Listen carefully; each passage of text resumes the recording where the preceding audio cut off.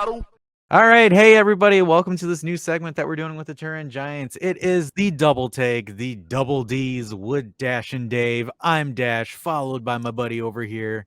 Hey guys, I'm Dave. How's it going? Let's get after this. Dash, I think we got a couple of opinions to throw out on the floor there, and let's get after it, buddy. You start her off. Yeah, definitely, guys. So some of the news that's been going around in the mercato for January is our buddy Ricardo Karsdorp, or, if we want to be like technically professional and say Rick. I mean, it's just a boring ass name. But anyways, so we're being linked with Rick Karsdorp. Again, due to this falling out with Roma, he's potentially out the door, currently valued at $9 million. He is a right back, and he is looking for a new team.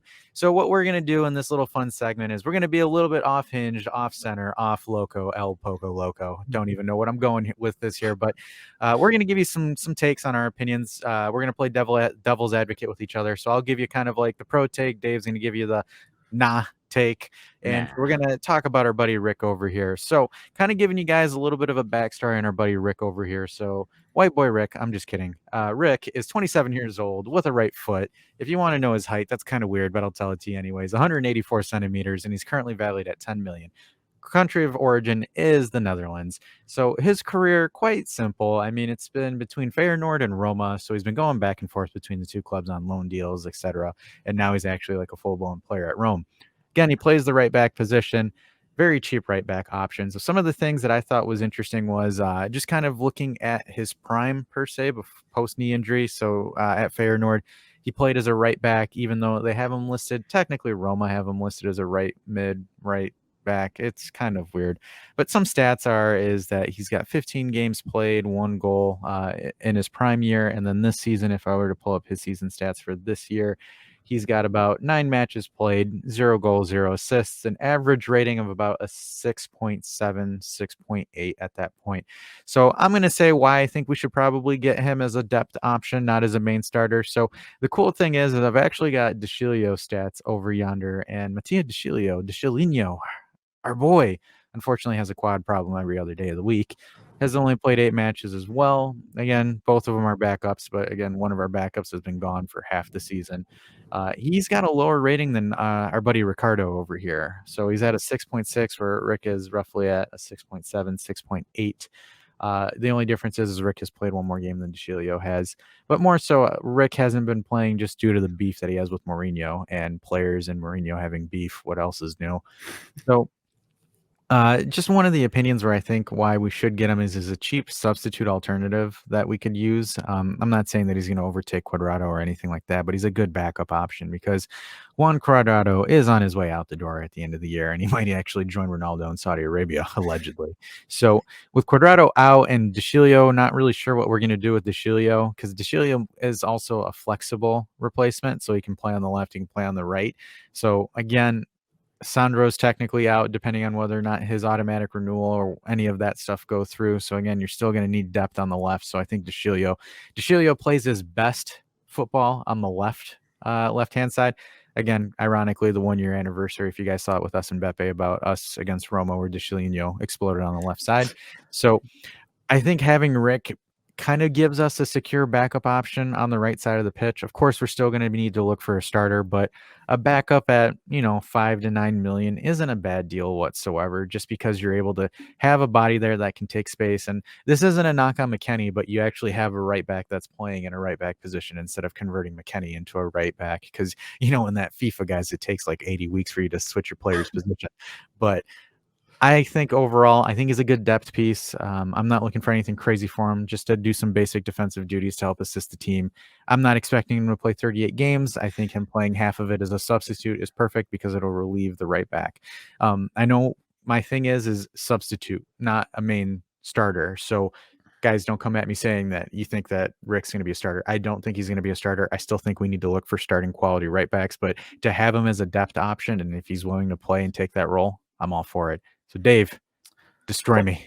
Well, I hope these guys do come at you for something, because, man, that was weak. That was weak. First of all, never trust a guy with a neck tattoo. We know this. Like Roma, because we've been through this with Zaniolo and all these. I mean, you can't do this, right? So, I mean, no offense if you got a neck tattoo, but I mean, I'm just not sure about you yet. I gotta feel you out a little bit. But moving on. There's a reason why this guy's so cheap, right? So yeah, 5 to 9 million. He used to be worth 14. His stock is dropping, and it's nosediving. So it's not the stock market. We're not going to buy low, sell high kind of idea. I mean, good luck, anyways, because this man is on fire, and when I mean on fire, he runs his mouth. He's out there chewing up his teammates. He's chewing up his manager. We can't have that on our team. We're professionals. Yeah, but Roma's a squad full of bums, and Rick's got that want dog one in of him. them? Do we want a Roma bum? Come on. I'm just saying, Rick's got that dog in him. It's all That dog in that mug. Maybe. He seems more fitting for a team like Napoli, perhaps, you know? Ooh.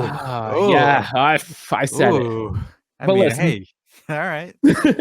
This guy, he's only started this season so far in the starting 11 41% of that time.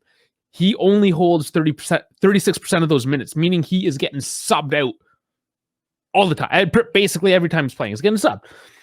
So he's not one of these guys that's just like coming in, putting in 90 minutes week in, week out. He's very streaky. He's streaky, one, because nobody likes him.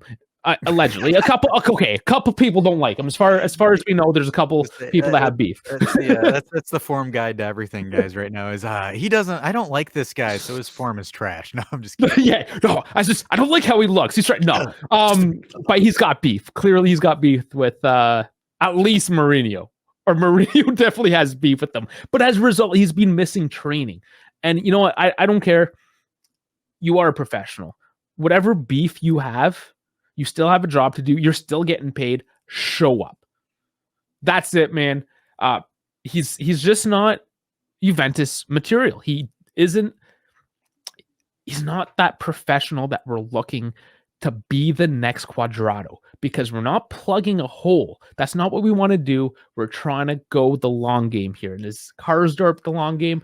I don't think he is. I think he's got to go back to Mourinho, ask for forgiveness, and get back into his position in Roma, not in my club. But gosh, I wish I had I am Jose Mourinho soundbite. Damn, missed opportunity. But hey, I get the take. It makes perfect sense to me. I mean, hey everybody, again, this is more so us just talking about stuff. It's kind of hard for me to try to be like a bad guy or a good guy on this kind of stuff.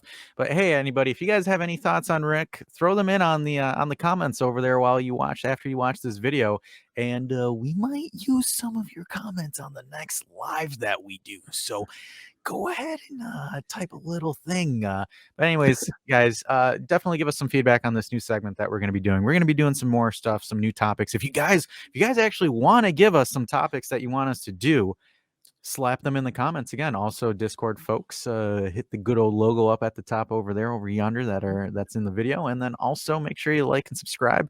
TG1000 is still active at the store. So again, if you guys want to get some swagger as well, you can go on the website and get your stickers, your sweaters, your t-shirts, and all that fun stuff. And on that note, guys, we'll catch you up on the next one. So we'll see you at the Napoli pregame show. I'm Dash. I'm out this bitch. So is my partner, Dave.